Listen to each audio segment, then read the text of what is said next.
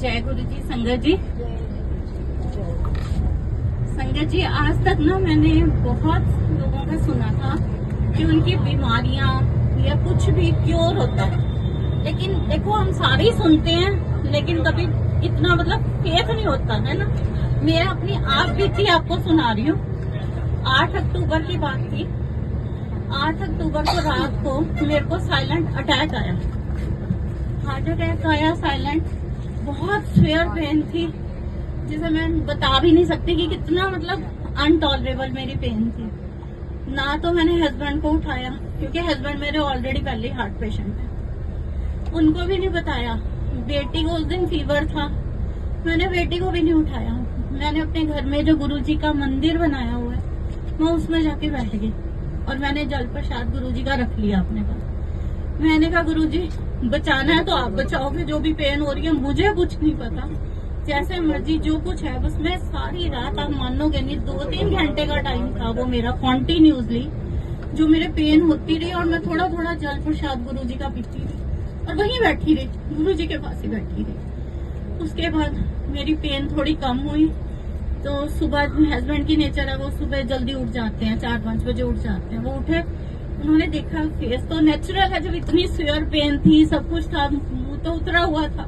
उन्होंने मुझे कहा क्या हो गया, मैंने कहा रात ना मेरे पेन हुई है। तो कितने फटाफट बिटिया को भी उठाया, तो बिटिया वैसे मेरी आयुर्वेदिक डॉक्टर है, उन्होंने उसको उठाया। वो मेरे को डांटने लगी कि मम्मा, बच्चों को जैसे कंसर्न होता है कि मम्मा आपने उठाया क्यों नहीं, आपने ऐसे क्यों किया। उसके बाद ये लोग मुझे डॉक्टर के पास ले गए। डॉक्टर कहता कि बहुत सीवियर हार्ट अटैक था इनका, लेकिन वो निकल गया, हो गया, बच गए।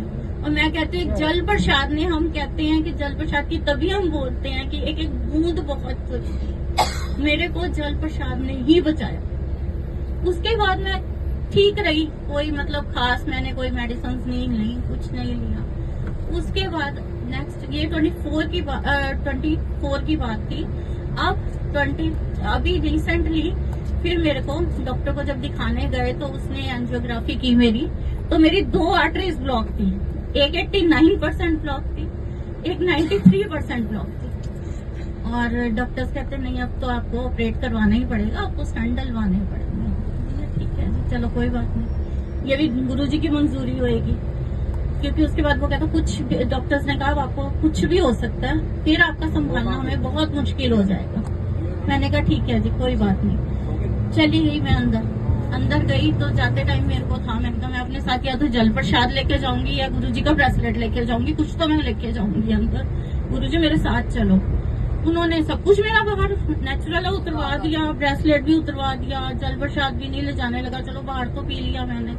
अंदर चली गई, अंदर जाके जब डॉक्टर्स ने बताया तो हस्बैंड और बेटी ने कहा कि नहीं हम एक दो को और कंसल्ट कर लें, तो आप थोड़ा रुक जाओ। उन्होंने उतनी देर में तो आईसीयू में भेज दिया। एंजियोग्राफी की वो सारी अंदर डली हुई थी, बहुत सीवियर पेन थी।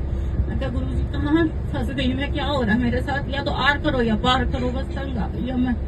तो क्या हुआ कि मेरे को जो मेरी अटेंडेंट थी ना मेरे पास थी, उसकी पॉकेट में, आप ये देखो आईसीयू में कभी मोबाइल बजते नहीं, रिंग नहीं बजती उसकी।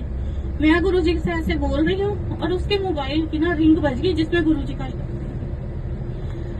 का शब्द चल रहा था। मेरे को भी पक्का विश्वास हो गया, मैं गुरुजी कुछ नहीं है ना तो आप साथ हो, बस अब मेरा बेड़ा पार हो जाएगा मेरा, तो अब मुझे चिंता नहीं है, कुछ तो हो गई। जो 45 मिनट्स का मेरा ऑपरेशन था वो एटलीस्ट 2-2.5 घंटे चला, क्योंकि एक स्टंट डल गया था, दूसरा डल ही नहीं रहा था। लेकिन मैं कॉन्टिन्यूसली मंत्र जाप कर रही थी। डॉक्टर्स भी बाद में मुझे क्या अप्रिशिएट कर रहे थे। मैंने कहा मैं नहीं थी, मेरे गुरुजी थे, मैं तो मंत्र जाप कर रही थी और मैं बिल्कुल ठीक होकर बाहर आ गई। और मैं आराम से, देखो आपके सामने देखने में किसी को नहीं पता लगता होगा कि इतना कुछ हो चुका, लेकिन बहुत ठीक चल रही हूँ। सब गुरुजी की मेहर है, कोई इतनी मेडिसिन नहीं है, कोई कुछ नहीं है, इजीली कर रहे हैं। बस मैं सबसे यही रिक्वेस्ट करूंगी कि अगर फेथ करो तो फुल्ली करो, पूरा सरेंडर कर दो। झूठ नहीं सब कहते, मेरे साथ तो आप भी थी, मैंने सुनाई है आपको। आप अगर सरेंडर कर दोगे गुरुजी हर बेड़ा पार करेंगे, और आंसर्स तो गुरुजी हर बात का देते, ये तो पक्का फेथ है। और कहाँ से क्या हो जाएगा वो किसी को पता भी नहीं लग सकता, हम सोच भी नहीं सकते, हमारी सोच से बहुत परे। जय गुरु जी, शुक्राना गुरु जी।